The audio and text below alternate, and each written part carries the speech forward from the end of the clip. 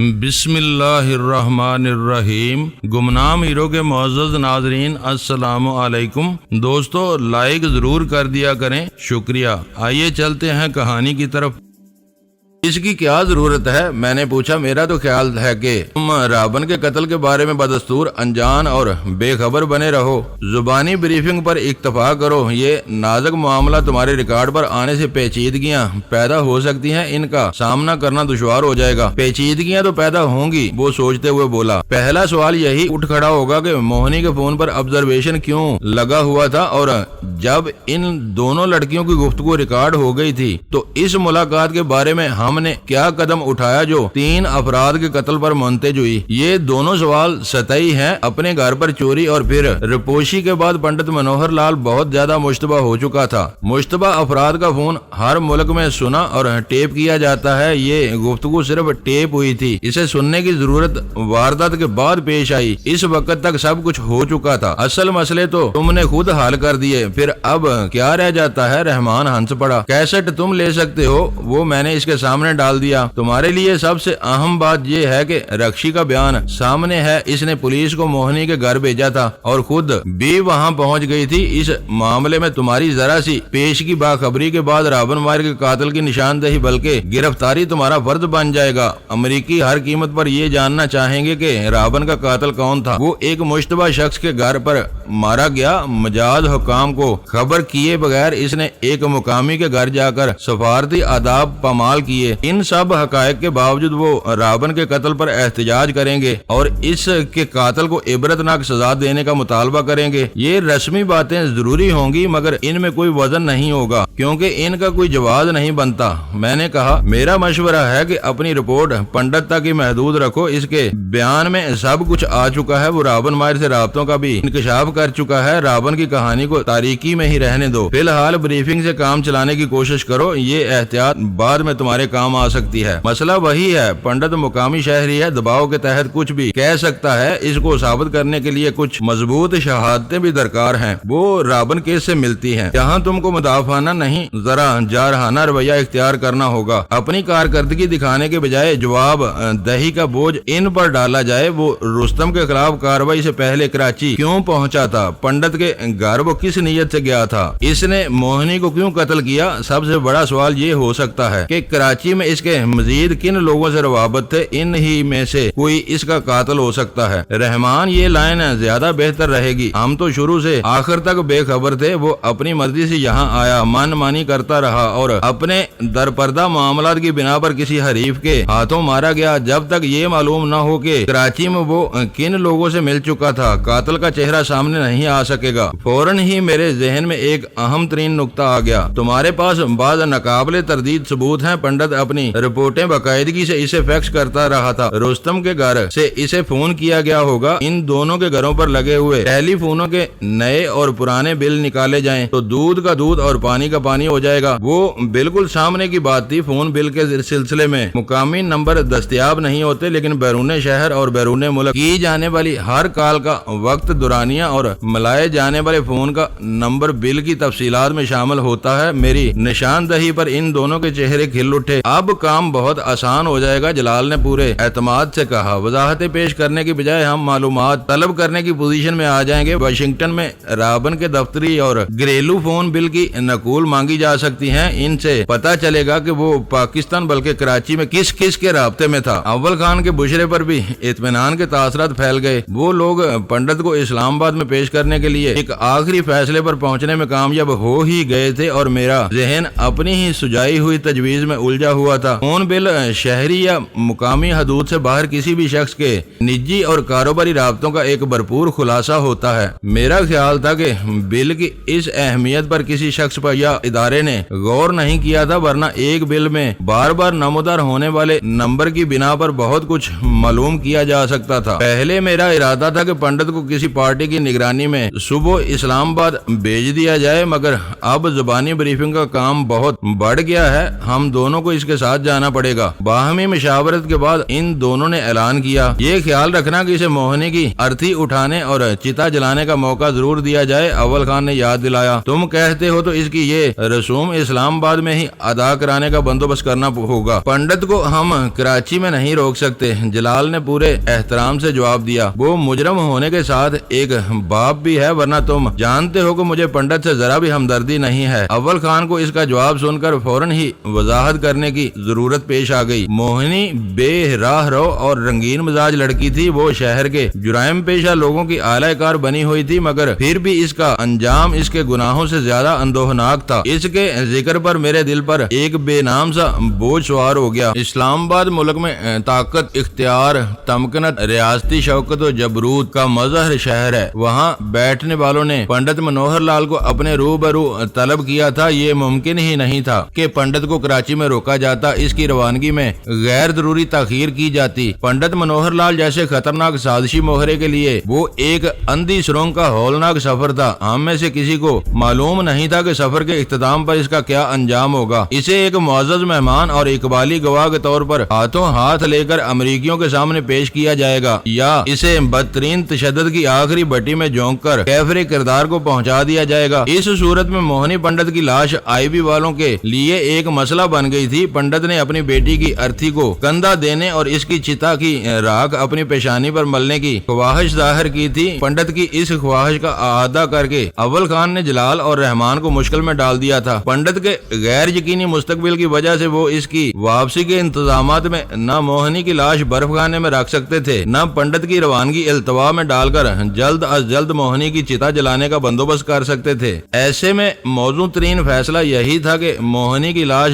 پنڈت کے ساتھ اسلام آباد روانہ کر دی جائے اور وہیں اس کے کریا کرم کا بندوبست ہو جائے۔ اس پورے قصے میں تحریری واقعات کے مقابلے میں زبانی بریفنگ زیادہ وسیع اور اہم تھی، جس کی وجہ سے آئی بی والوں کے ان دونوں افسروں کا اسلام آباد جانا ضروری تھا۔ وہ ساتھ ہوتے تو اپنے افسرانے بالا سے کہہ سن کر پنڈت کی آخری خواہش کی تکمیل کا بندوبست کر سکتے تھے۔ جلال اور رحمان کے ساتھ وہ نکات طے کر کے ہم واپس روانہ ہو گئے۔ موہنی پنڈت کے قتل کا واقعہ تازہ یا نیا نہیں تھا، لیکن اس کی موت پر پنڈت منوہر لال کا رد عمل ہم دونوں کے لیے ہی غیر متوقع تھا۔ ہم دونوں اپنی اپنی جگہ خاموش تھے کہ راستے میں آپریٹس بول پڑا، چارلی اسپیکنگ اوور۔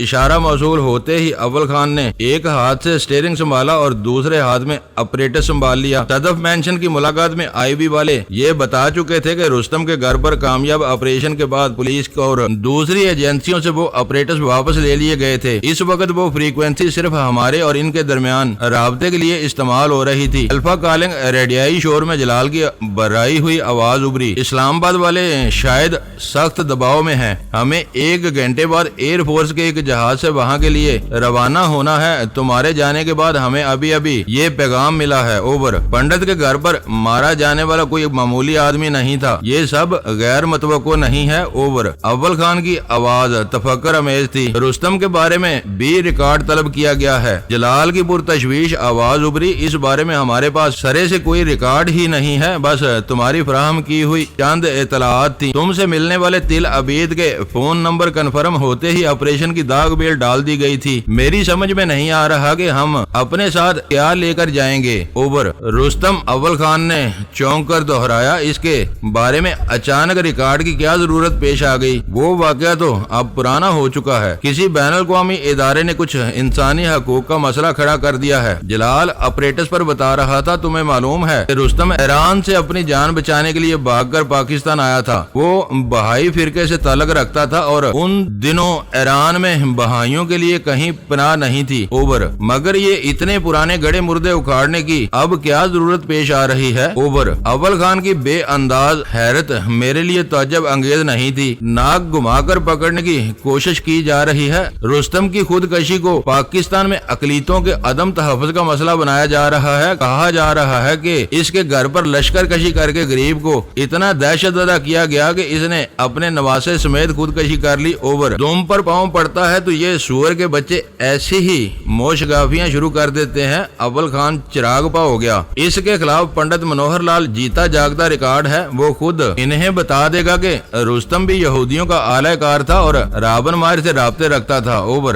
اول خان کے جواب نے شاید جلال کو چونکا دیا۔ بوکھلاہٹ میں بھول ہی گیا تھا کہ پنڈت نے رستم کا بھی پردہ چاک کر دیا ہے۔ دونوں کے فون بلوں سے یہ بات ثابت ہو جائے گی کہ وہ واشنگٹن میں رابن ماہر کے قریبی رابطے رکھتے تھے۔ ہمارے پاس ریکارڈ سے زیادہ جرم کا ثبوت موجود ہے۔ اوور۔ ہو سکتا ہے کہ ابھی تمہیں اس بارے میں تفصیلی علم نہ ہو، لیکن اسلام آباد پہنچنے کے بعد یہ ضروری بتانا کہ رستم کی خودکشی پر انسانی حقوق کا شوشہ کس نے کھڑا کیا ہے۔ اوور۔ معصوم نقابوں میں چھپے ہوئے ایسے سازشی چہروں میں ہم بھی دلچسپی لیتے ہیں۔ میں تمہیں ضرور بتاؤں گا، شاید اس وقت ملک ممتاز بھی تمہارے ساتھ ہی ہوگا۔ اوور۔ اول خان کے مطالبے کا جواب دے کر جلال نے دریافت کیا اور اول خان نے آپریٹس مجھے تھما دیا۔ اگلے نام کے انتخاب تک مجھے صرف ملک ہی رہنے دو۔ ملک ممتاز کا نام تمہارے ریکارڈ پر آیا ہوا ہے۔ اوور۔ میں نے آپریٹس لیتے ہی جلال کو یاد دلایا۔ ٹھیک ہے، میں احتیاط کروں گا، مگر یہ سسٹم اتنا فول پروف ہے کہ اس پر ہماری کوئی بات کہیں نہیں سنی جا سکتی۔ تم ہمارے پروگرام سے متفق ہو نا؟ اوور۔ اس وقت اٹھائے جانے والے ہر نازک سوال کا جواب پنڈت منوہر لال کے پاس موجود ہے، مگر اس بارے میں میرے کچھ تحفظات ہیں۔ اوور۔ میں وہی جاننا چاہتا ہوں۔ جلال کی مضطربانہ آواز ابھری۔ ہمارے پاس وقت کم ہے،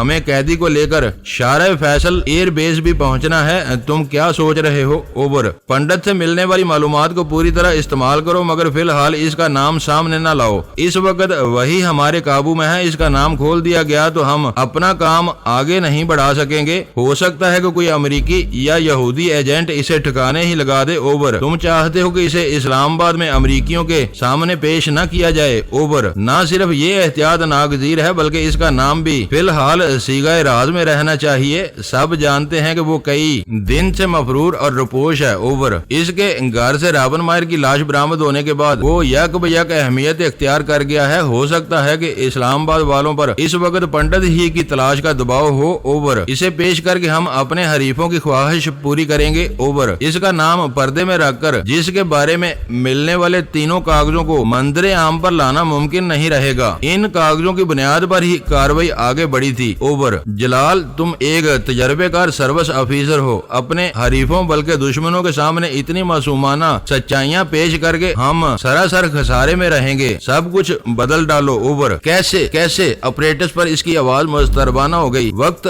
گزرا چلا جا رہا ہے، تم صحیح سمت کی نشاندہی کر رہے ہو، لیکن میں یہ سمجھنے سے قاصر ہوں کہ اتنی کم مدت میں یہ تبدیلیاں کیسے لائی جا سکتی ہیں۔ تمہارے ذہن میں کوئی خاکہ ہو تو مجھے بتاؤ۔ اوور۔ میرے ذہن میں کچھ بھی نہیں تھا۔ میں فوری طور پر جواب دینے کی پوزیشن میں نہیں تھا۔ اس کے مضطربانہ استفسار پر میرے ذہن کی چرخی چل پڑی اور خود بخود رستم کا پرعزم چہرہ میری نگاہوں کے سامنے مجسم ہوتا چلا گیا۔ میرے انگوٹھے کا دباؤ پیغام نشر کرنے والے بٹن پر تھا، جس کا مطلب یہ تھا کہ اس دوران میں جلال اپنی آواز ہم تک نہیں پہنچا سکتا تھا۔ مجھے اندازہ تھا کہ میری طویل ہوتی ہوئی خاموشی اس کے لیے عذاب شکن ثابت ہو رہی ہے، مگر میرے پاس کوئی فوری جواب موجود نہیں تھا۔ چند ثانیوں کے توقف کے بعد جو ہی نقطہ میرے ذہن میں آیا، میں نے بولنا شروع کر دیا۔ پنڈت کو ابھی رپوش ہی رہنے دو۔ شہر میں عملی طور پر بھی اس کی تلاش جاری رہنی چاہیے۔ تم آسانی سے دعویٰ کر سکتے ہو کہ جس والے کاغذ رستم کے گھر سے برآمد ہوئے ہیں۔ اوور۔ Very good. جلال کی آواز خوشی سے بھرپور تھی۔ اب بات بن جائے گی۔ اوور۔ اس کی کہانی سے رستم کے چہرے سے نقاب ہٹ جائے گی اور اس کے حق میں آواز اٹھانے والے منافق ہوش میں آ جائیں گے۔ پنڈت نے خود اعتراف کیا ہے کہ رستم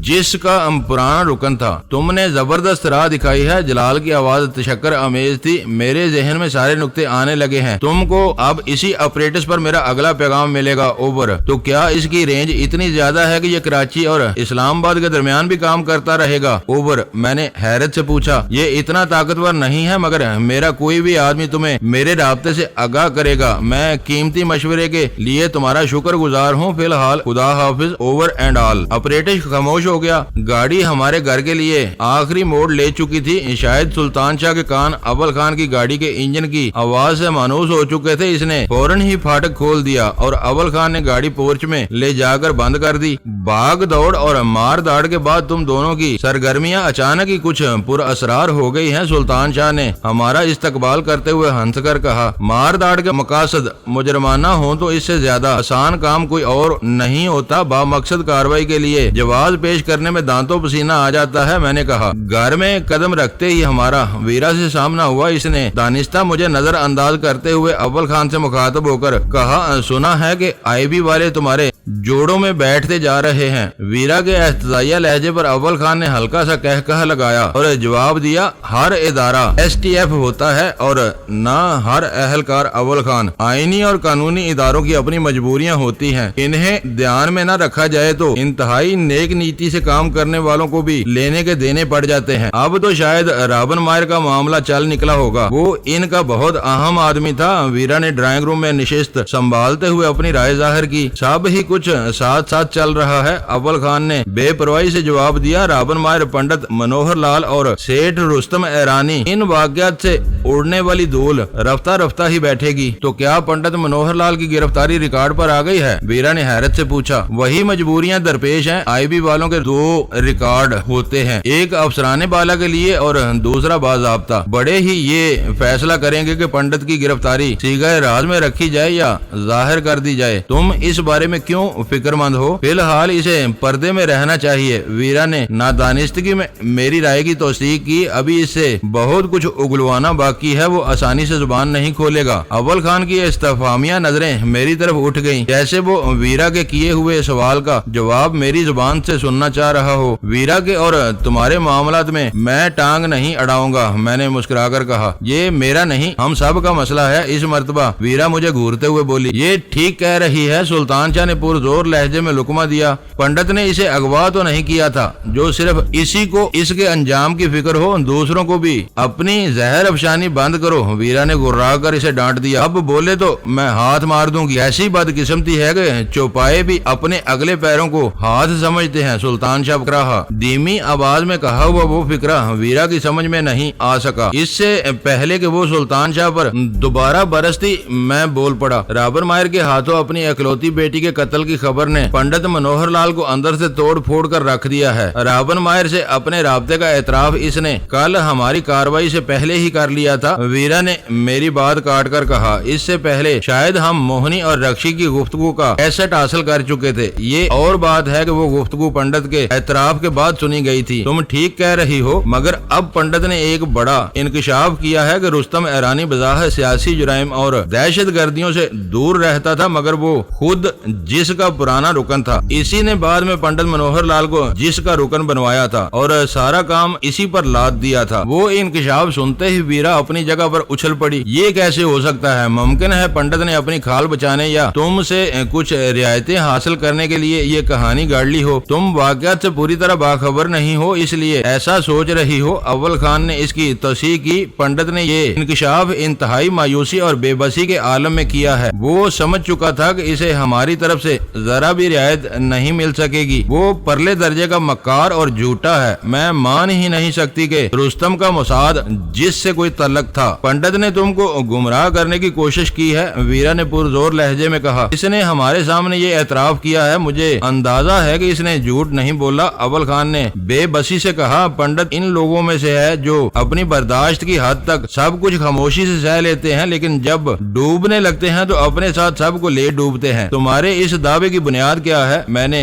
वीरा से सवाल किया। बहुत सीधी और काबिल फहम बात है। इस खित्ते में CIA, मोसाद और राग बेशतर मफादात यकसा बल्कि मुश्तरक हैं। ये कैसे हो सकता है कि रुस्तम के मोसाद जिससे गहरे राब्ते हों और इसे ये इल्म ना हो कि ओब्रायन डी हंट यहाँ किस मिशन पर काम कर रहा था? वीरा ने एतराज किया। तुम्हारा ये नुक्ता बहुत वजनी और अहम है। अव्वल खान ने सारा हिलाते हुए कहा, ओब्रायन बहुत अहम आदमी था। अगर हम पंडित की बात को दुरुस्त मान ले तो रुस्तम के जरिए ओब्रायन के कत्ल का क्या जवाब बाकी रह जाता है? वो आखिरी लम्हात पर भी कोई न कोई हीला करके फरार की राह इख्तियार कर सकता था। इसका सिर्फ और सिर्फ एक ही सबब हो सकता है। मैंने जवाब दिया, रुस्तम दूसरों की तरह मोसाद जिसके एक आम कारिंदा नहीं था। इसकी अपनी एक हैसियत और शनाख्त थी। इसे अपने इस शनाख्त पर गुमांड था। वो हर कीमत पर अपनी इस शनाख्त को बरकरार रखना चाहता था। क्या ओब्रायन डी हंट जैसे नादरे रोजगार साजिशी की कीमत पर भी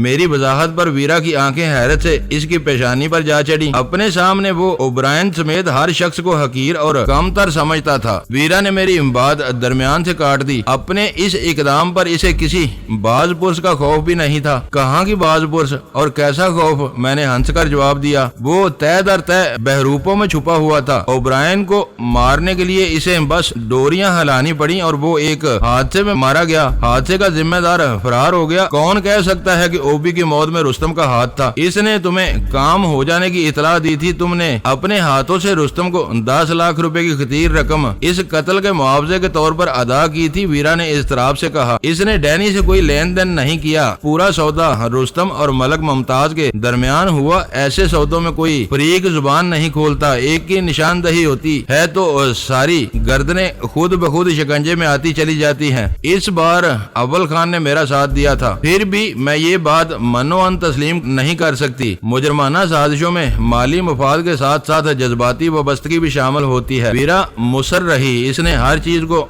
बलाए ताक रखकर ओब्रायन के कत्ल पर आमादगी क्यों जाहिर कर दी। इसे तो बढ़कर तुम पर हाथ डाल देना चाहिए था। ये सब तुम इसलिए कह रही हो कि तुम रुस्तम के साथ मामला तय करने में शामिल नहीं थी। सुल्तान शाह गुफ्तगू में पहली मर्तबा दखल देते हुए बोला। इसके दिमाग पर अपने बनाए हुए असूलों का खप्त भी सवार था। इस वजह से इसे आखिरी लम्हात पर मालूम हुआ कि हम इसके जरिए किस शख्स को रास्ते से हटाने के ख्वाह थे। ओब्रायन के नाम पर वो चौंका था लेकिन इनकार नहीं कर सका। वो आखिर तक कहता रहा कि मुल्क से बाहर किसी को ठिकाने लगाना मुश्किल काम है। वीरा को इस बारे में हमारी बताई हुई सारी जुज़ियात याद थी। वो ओब्रायन को न मारना चाहता तो बाद में किसी भी मजबूत उज़र के साथ तुम्हें 7 लाख रुपए लौटाकर मुआदा खत्म कर सकता था। वीरा के इन अल्फाज ने मुझे सोचने पर मजबूर कर दिया। क्या रुस्तम खुद भी किसी वजह से ओब्रायन को नापसंद करता था और इसे मार देना चाहता था? इस वक्त तक मैं बस एक ही लाइन पर सोच रहा था कि रुस्तम को अपनी इनफरादियत और बालादस्ती अजीज थी।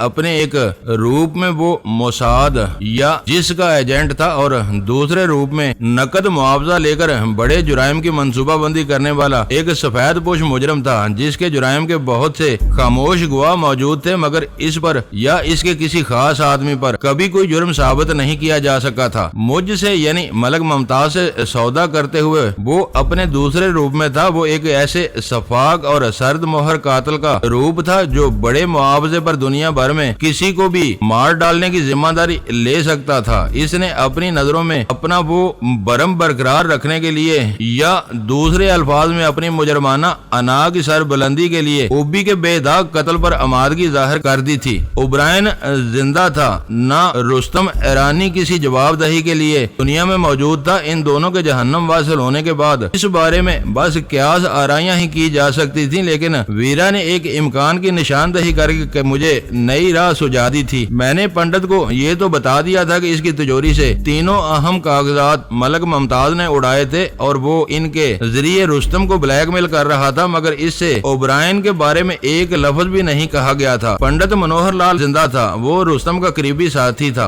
अगर इसे ये बताया जाता कि नई दिल्ली में ओब्रायन डी हंट मौत के लिए हादसे का स्टेज रुस्तम ने सजाया था तो वो वीरा के चुभते हुए सवाल का कोई ठोस जवाब दे सकता था। वीरा की तरफ से इस इम्कान की निशानदही के बाद भी मेरा अपना नजरिया कमजोर नहीं हुआ था। रुस्तम ने अपने साथ अपने चहेते कम सिन नवासे की कनपटी में पिघला हुआ शीशा उतार कर ये साबित कर दिया था कि इसका बालादस्ती का गुमांड नाकाबिले तस्खीर था।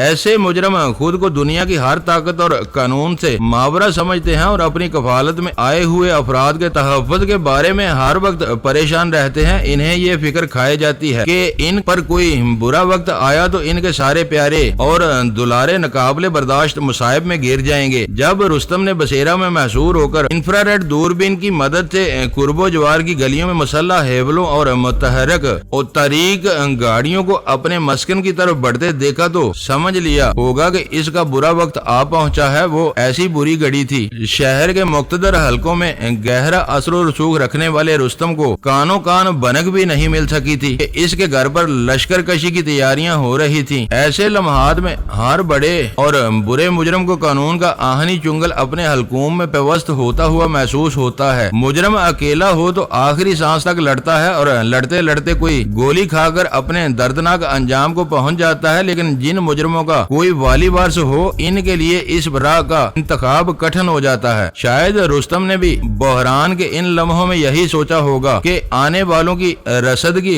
हर राह खुली हुई है और वो बसेरा में मशहूर है, मुकाबला किया तो चंद घंटों या ज्यादा से ज्यादा चंद रोज तक मुजाहमत कर सकेगा और फिर लड़ते लड़ते बेखबरी में मारा जाएगा। कुछ पता नहीं था कि इसके बाद इसके घर की औरतों का क्या हाल होता और कानून एक मुर्दा मुजरम के इकलौते नवासे के साथ क्या सलूक करता। कानून इस मासूम को माफ कर भी देता तो मुआशरा इसे हरगिज माफ न करता। रुस्तम ने बरसों तक जुराइम की फसल की आबियारी करके इज्जत व सरवत और नेक नामी की जो साख कमाई थी, वो बसेरे पर पहली गोली चलते ही खाक में मिल जाती। शायद इसे ये गवारा नहीं था कि इसके बाद इसका इकलौता और लाडला नवासा सर झुकाकर नदामत की जिंदगी गुजारने पर मजबूर हो जाए और वो सारी उम्र अपने नाना को कोसता रहे जिसने इसे रुसवाइयों की दलदल में धकेल दिया था। रुस्तम के लिए इस वक्त दो में से किसी एक राह का इरादी इंतखाब जरूरी था, यकीन और बेयकीनी, उम्मीद और नाउमीदी। यकीन और उम्मीद की हर राह इसी लम्हे मजदूद हो गई थी। जब इसने अपनी दूरबीन से पहला मंजर देखा था,